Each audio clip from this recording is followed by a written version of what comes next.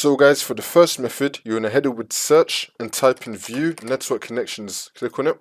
And then once you're on this, you're going to find your network adapter. You're going to right click on it. And then click on properties. And then click on Internet Protocol version 4. And then once you're on this, you're going to select use the following DNS server address. You're going to make the first line 8888. And you're going to make the second line 8844. Now you're going to tick validate settings upon exit. And then click on OK. And then click on OK again. And now this will come up. Wait for this to load. If it finds anything, it will try to fix it for you. See if that works. For the second method, you're going to stay on this. We're now going to right click on our network adapter. Now you're going to click on diagnose. Again, if it detects anything, it will try to fix it for you. See if that works. Now for the third method, we're still going to keep this open, but now you're going to head over to search and type in CMD. Now you're going to run it as administrator. And then click on yes.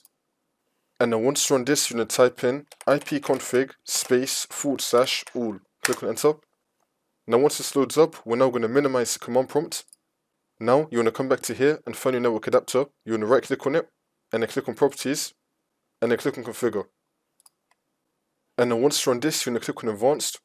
And then once you're on this, on the left hand side, you're going to scroll down and then click on network address. And now you're going to select value. In this box right here, you're going to type in 0. Make sure you have the number 0 in this box and then click on OK. And now you just want to restart your computer and then the problem should be fixed.